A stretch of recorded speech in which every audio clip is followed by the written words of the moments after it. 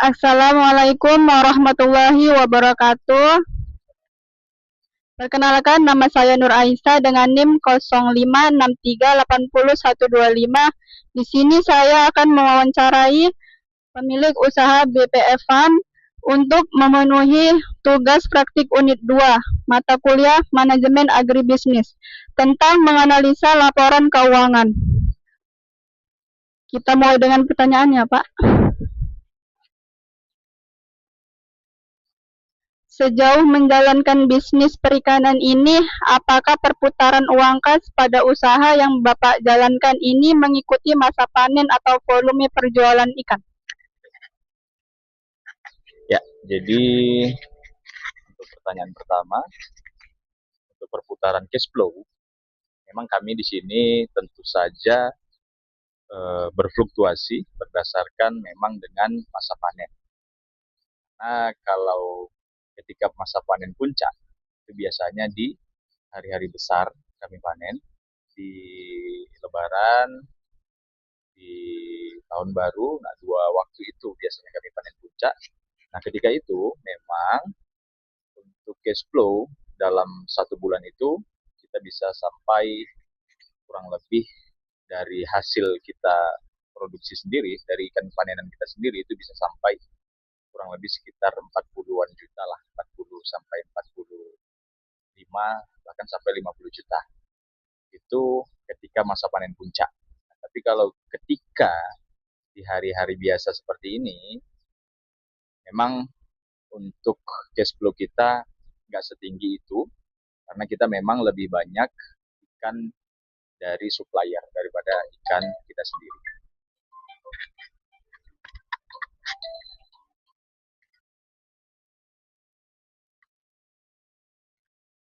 Berapa banyak volume ikan yang biasanya keluar masuk untuk perputaran kas sebesar itu?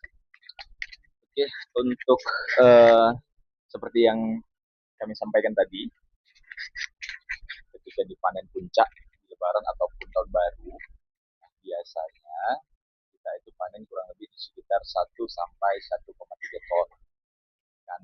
Nah, tapi kalau untuk di hari biasa, kita perputaran cash flow-nya itu per hari kurang lebih sekitar 2 sampai 3 juta.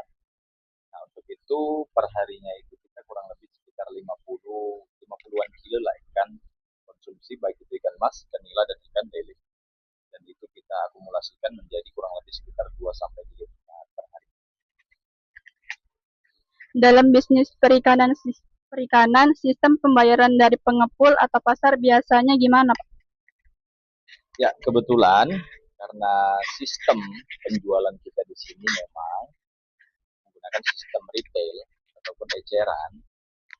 Jadi memang untuk sistem pembayarannya langsung cash tanpa ada hutang dari pembeli ataupun dari pengepul. Paling pun ada kita nanti supply ke SPTG yang memang skalanya lumayan besar, dan itu pun biasanya kita minta pembayarannya cash tanpa ada hutang dalam setiap transaksi. Kalau dihitung-hitung, kira-kira berapa nilai rupiah dari sisa pakan dan bibit ikan yang masih ada di gudang saat ini? Oke, per hari ini untuk sisa pakan kita itu kurang lebih sekitar 400-an kilo. Untuk stok ikan konsumsi kita yang ada di belakang itu kurang lebih ada, kalau total ikan konsumsinya ada 500 kiloan lebih. Baru begitu juga ada yang usia remaja, ada kurang lebih 5.000 ekor, termasuk juga di sana ada vitamin dan ada antibiotik lainnya, yang itu kalau dinilai rupiahkannya kurang lebih sekitar 45 jutaan. Kalau melihat fasilitas dan peralatan yang ada, investasi awalnya pasti cukup besar dan dipersiapkan dengan matang. Boleh saya tahu total modal atau biaya yang sudah dikeluarkan untuk membeli aset permanen seperti kolam, mesin, kendaraan sejak awal berdiri hingga sekarang?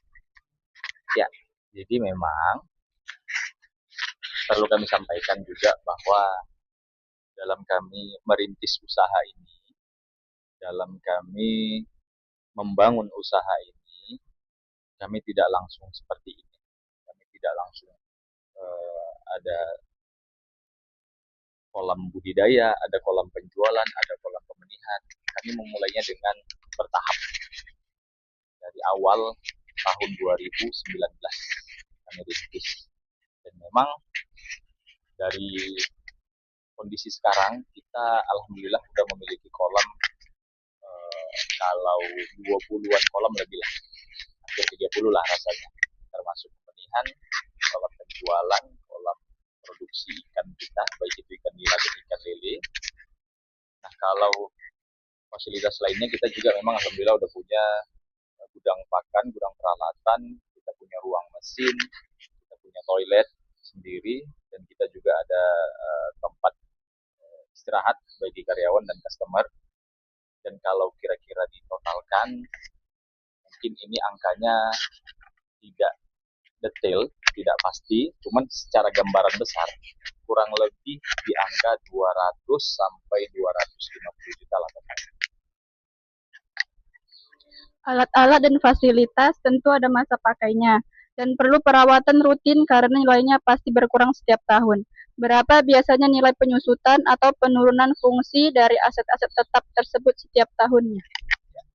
Jadi jujur aja kami sampaikan, karena kami memang masih skala UMKM, sebenarnya untuk biaya-biaya penyusutan ini jarang kami hitung, karena kami memang mengutamakan dan mengedepankan produktivitasnya dalam setiap tahunnya. Tapi memang biaya penyusutan itu sangat penting diperhitungkan, walaupun dalam skala kecil. Dan beberapa waktu lalu kami memang sempat memperhitungkan biaya penyusutan dari usaha kami, dari total biaya investasi yang kami keluarkan dibanding dengan masa pakai dari setiap unit peralatan dan sarana yang kami gunakan, itu untuk per tahunnya kurang lebih di angka 15 juta untuk biaya penyusutan. Untuk saat ini masih ada atau enggak sisa cicilan atau pinjaman kur perikanan di bank yang belum lunas? Kira-kira tinggal berapa lagi total?